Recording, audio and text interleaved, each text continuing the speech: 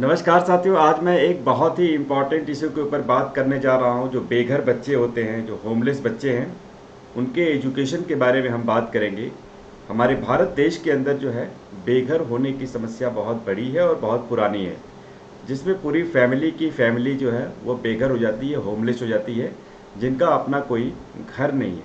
Parents बेघर हो जाते हैं, बच्चे बेघर हो जाते हैं और वो खुले आसमान के नीचे पूरा अपना जीवन व्यतीत करते हैं। मैं ये भी बताऊंगा कि खुले आसमान का मतलब ये होता है कि जिनके पास कोई छत नहीं है, वो कितने सालों से वहाँ पे रह रहे हैं, सड़क पे, रेलवे स्टेशन पे, पार्कों में, फ्लाईओवर्स के नीचे, फुटपाथ के किनारे आप लोगों ने देखा होगा। जी हाँ, मैं उन विद्यार्थियों को, उन स्टूडेंट्स को ये बताना चाहता हूँ कि भारत में बहुत बड़ी आबादी, करीब अगर हम बच्चों की बात करें, अनुमान लगाएं तो एक डेटा के अनुसार जो है, स्वयंसेवी संस्थाओं के डेटा के अनुसार 18 मिलियन जो है बच्चे जो है बेघर हैं। पूरे भारत में जो है, मतलब इतने बच्चे जो है घर से बाहर रहते हैं जिनका अपना कोई ठिकाना नहीं है। अब यहाँ पे इसके मुद्दे बहुत सारे हैं। बेघर होने के साथ साथ मेंटल हेल्थ का इशू है, उनकी स्वास्थ्य का इशू है, उनकी शिक्षा का इशू है। चूँकि इंक्लूसिव एजुकेशन का मामला है तो हम यहाँ पे इंक्लूसिव एजुकेशन में उनके स्वास्थ्य और शिक्षा के बारे में बात करेंगे कि क्या बच्चे ये वाकई एजुकेशन ले पाते हैं। मैं उनकी तस्वीर के बारे में बात करूँगा, मैं उन सारे थोड़ा सा पिक्चर्स की बात करूँगा कि क्या वाकई वे बच्चे स्कूल जाते हैं। और फिर उन बच्चों के जीवन के बारे में बात करेंगे कि आगे का जो जीवन, उनका कैरियर है, वो कैसे हम और बेहतर कर सकते हैं। साथियों, ये एक तस्वीर है, आप देख सकते हैं कि बहुत सारे ऐसे पेरेंट्स हैं जो बेघर हैं, होमलेस हैं, जिनके पास अपना कोई घर नहीं है और उनका एक छोटा बच्चा होता है। और ये बच्चा अगर आप देखें तो मुश्किल से जो है ये 6 महीने या 1 साल का भी बच्चा नहीं है, जो अपने माँ बाप के साथ कंप्लीटली ये फुटपाथ पे, फ्लाईओवर के नीचे, एकदम खुले आसमान के नीचे ये अपना जीवन व्यतीत कर रहा है। ये बच्चा धीरे धीरे बड़ा होता जाएगा, 1 साल, 2 साल। अब आप ये सोच सकते हैं, डेवलपमेंटल साइकोलॉजिस्ट होने के नाते यहाँ पे आप लोग डेवलपमेंट साइक के बारे में बात करते हैं, तो इस बच्चे का विकास जो है कुछ दिशा में जा सकता है। इस बच्चे के इमोशनल डेवलपमेंट के बारे में बात करें, इसके शारीरिक ग्रोथ के बारे में बात करें, तो ये कहाँ जाएगा आप अनुमान लगा सकते हैं। यहाँ पे जो है साथियों, इन बच्चों के अब आते हैं स्वास्थ्य के बारे में बात करते हैं कि क्या इन बच्चों को पोषक आहार मिलता है। अब आप देख सकते हैं कि जो लोग फुटपाथ पे रहते हैं, सड़क पे रहते हैं, जिनके पेरेंट्स, जो बच्चे बाहर रहते हैं, क्या इनके पोषक आहार लेने की गारंटी लग रही है यहाँ पे देखने से? ऐसा नहीं है कि इनको पोषक आहार जो है नहीं मिलता है। ये बिल्कुल सही बात है कि इनको बिल्कुल ही पोषक आहार नहीं मिलता है। और यहाँ पे अगर आप ये सोच रहे हैं कि ये पोषक आहार लेते हैं, तो ये मिथ्या धारणा है, एक गलत धारणा है। इनको भोजन तक भी नहीं मिलता है, कई कई दिन तक ये बिना भोजन के भी रह लेते हैं। जैसे बिस्किट खा करके, जैसे किसी ने कुछ छोटा मोटा कुछ दे दिया, थोड़ा बहुत, या थोड़ा खाना बचा हुआ है, होटलों में बचा हुआ है, दुकानों में बचा हुआ है, लोगों के घर में खाना बचा हुआ है, कुछ लोग इस तरह से इनको खाना दे देते हैं, ये कई कई दिन तक खा करके रहते हैं। और इन बच्चों को, जो इन माताओं को, जिनको पोषक तत्व की ज़रूरत है, जिनका ग्रोइंग जीवन, और इनके लिए कितना मुश्किल है। अगर किसी भी इंसान को प्रॉपर कैलोरीज नहीं मिलती है, प्रॉपर ऊर्जा नहीं मिलती है, भारत में देखा जाए तो 21 किलो कैलोरी जो है एक जवान लोगों को ज़रूरत होती है एनर्जी की। क्या इनको 21 किलो कैलोरी ऊर्जा मिलती होगी? क्या इतना भोजन इनको मिलता होगा, इतना पोषक तत्व मिलता होगा? तो बिल्कुल नहीं। अब देख सकते हैं कि इन बच्चों का मानसिक विकास कैसे होगा, इन बच्चों का मेंटल डेवलपमेंट कैसे होगा। जैसे भाषा विकास है, इमोशनल डेवलपमेंट है, मेंटल डेवलपमेंट की हम बात करते हैं, तो ये सीधे जुड़ा हुआ है, इससे बहुत बड़ा मुद्दा है। अब एक दूसरा जो इशू होता है कि जो सबसे इम्पॉर्टेंट है, हम इंक्लूसिव एजुकेशन की या समावेशी शिक्षा की बात करते हैं। समावेशीकरण की जो शिक्षा होती है, जिसको हम इंक्लूजन कहते हैं, पूरे देश में इंक्लूसिव एजुकेशन की बात आती है। इंक्लूसिव एजुकेशन के अंतर्गत आप देख सकते हैं कि भाई, समावेशी शिक्षा का अर्थ ये होता है कि पूरे देश में जो बच्चे स्कूल नहीं जा पाते हैं, जो बच्चे शिक्षा से वंचित हो गए हैं, एजुकेशन से बिल्कुल डिस्कनेक्ट हो गए हैं, इनको जो है एजुकेशन की शिक्षा मुहैया कराना, या एजुकेशन को मुहैया कराना, जो एक बहुत बड़ा चैलेंज है। बहुत सारे ऐसे माइग्रेंट लेबरर होते हैं जो एक राज्य से दूसरे राज्य में जाते हैं नौकरी के लिए। कोई जो है कश्मीर जाता है, कोई पंजाब जाता है, कोई मुंबई जाता है, कोई चेन्नई जाता है, कोई हैदराबाद जाता है, कोई राजस्थान जाता है, कोई यूपी जाता है, एक जगह से दूसरे जगह लोग जाते रहते हैं। अब आप मुझे ये कल्पना करके बताइए कि क्या ये बच्चे स्कूल में दाखिला ले पाते होंगे? क्या इनके पेरेंट्स इन बच्चों को स्कूल भेज पाते होंगे? शायद नहीं। ये बहुत बड़ी आबादी है जो आप ये देख रहे हैं, 5-10 लोगों की फैमिलीज, 5-10 लोगों का साथ जो देख रहे हैं। ऐसे अगर आप पूरे हिंदुस्तान की कल्पना करेंगे तो एजुकेशन भी बहुत बड़ा एक चैलेंज है। ऐसे बच्चे एक जगह से दूसरे जगह माइग्रेट ही करते रहते हैं और इनको एजुकेशन नहीं मिल पाता है। ये एक बहुत बड़ा सवाल है। अब हम आते हैं इंक्लूसिव एजुकेशन के ऊपर, समावेशीकरण की शिक्षा के ऊपर। भारत देश में समावेशीकरण का जो कॉन्सेप्ट यह है कि भाई कोई भी बच्चा जो है वो किसी भी स्तर का हो, किसी भी सामाजिक बैकग्राउंड का हो, किसी भी शारीरिक मानसिक हालात का हो, इसको एजुकेशन लेने का अधिकार है। ये राइट टू एजुकेशन एक्ट में भी कहा गया। आरटीई के अंदर जो है हमारे संविधान ने ये जो है वर्णन किया है कि कोई भी बच्चा फ्री और कंपलसरी एजुकेशन ले सकता है।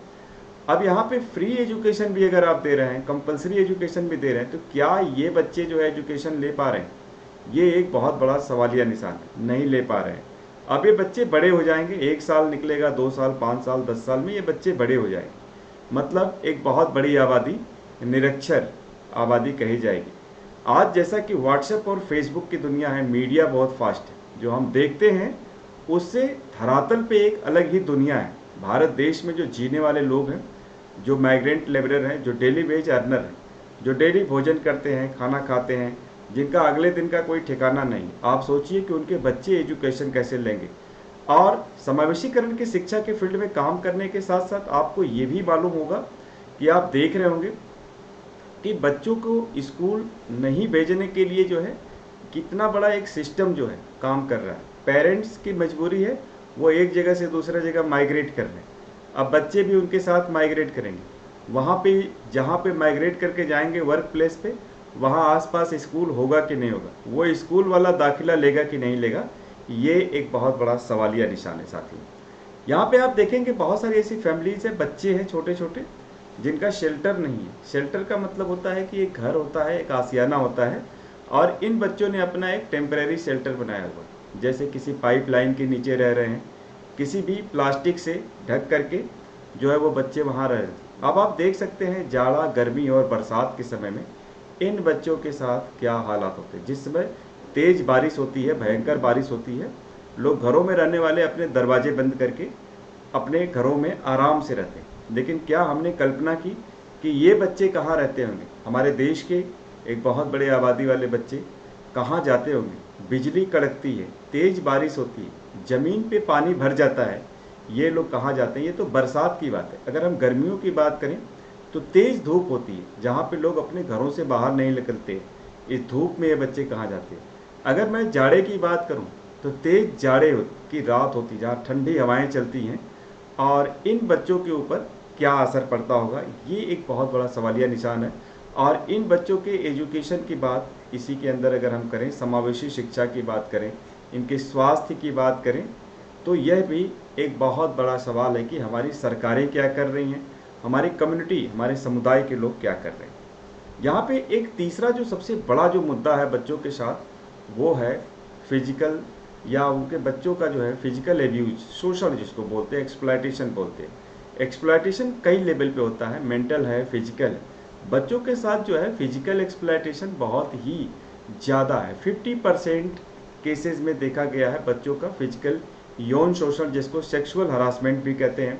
इसके अलावा बच्चों को जो है चाइल्ड लेबर में लगाया जाता है। जो बच्चे यहाँ पे 5 साल से लेकर 14 साल तक के उम्र के हैं, ये जो है लेबर वर्क करते हैं, चाय की दुकानों पे कबाड़ी बिनते हैं, ऐसे काम करवाए जाते हैं। ये बच्चे आप देख रहे हैं अपने मन से काम नहीं कर रहे हैं, बल्कि किसी हालात या मजबूरी के बस किसी के द्वारा ये कार्य करवाए जा रहे हैं। ये ध्यान रहे। तो साथियों, अब हम इनके स्कूल या एजुकेशन की बात कैसे कर सकते हैं? यहाँ पे साथियों, आप अगर देखना चाहते हैं इन बच्चों से, तो बहुत सारी ऐसी स्वयंसेवी संस्थाएं हमारे भारत देश में काम कर रही हैं, जो इन बच्चों के लिए काम कर रही है। और जो सबसे पुरानी संस्था है, जिसका नाम है आश्रय अधिकार अभियान, जो ईयर 2000 से जो है काम करती है दिल्ली शहर में अर्बन होमलेसनेस के लिए, जो ऐसे बेघर लोगों के लिए, उनके लिए शेल्टर का काम करती है, इन बच्चों के पढ़ाने का कार्य करती है। और इन बच्चों के एजुकेशन के लिए जो है सरकार के साथ एडवोकेसी करती है। इसके लिए, इनके शेल्टर के लिए, इनके जीविकोपार्जन के लिए एडवोकेसी करती है, सरकार के साथ जो है शेल्टर लेने का काम करती है ताकि इनको बचाया जा सके। दूसरा मुद्दा ये है कि क्या पूरे भारत देश के बच्चों के लिए ये हम मॉडल बना सकते हैं? क्या हम पूरे भारत देश में बच्चों के लिए शेल्टर होम क्रिएट कर सकते हैं? क्या हम पूरे भारत देश में बच्चों की सुरक्षा के लिए चाइल्ड होम क्रिएट कर सकते हैं? इन बच्चों की शिक्षा के लिए क्या हम ऐसे व्यवस्था कर सकते हैं जहाँ स्कूल ना अवेलेबल हो, ऐसे लोग जा कर के इन बच्चों को एजुकेशन दें, पढ़ाएं, फॉर्मल या नॉन फॉर्मल एजुकेशन के साथ इनको हम रिलेट करें? क्योंकि आप यहाँ पे देख रहे हैं कि कितनी मुश्किल जीवन है, और ये बच्चे जो है, इनकी संख्या अगर हम देखें तो करीब करीब 18 मिलियन के आसपास है। इसमें महिलाएं और पुरुष को अगर हम निकाल दें, महिलाओं और पुरुषों के बारे में हम बाद में बात करेंगे, दूसरे वीडियोज़ में बात करेंगे, क्योंकि मेंटल हेल्थ के साथ ये जुड़ा हुआ बहुत बड़ा मुद्दा है। तो साथियों, यहाँ पे जो है मेंटल हेल्थ का जो मुद्दा है उसके ऊपर भी हम डिस्कशन करेंगे।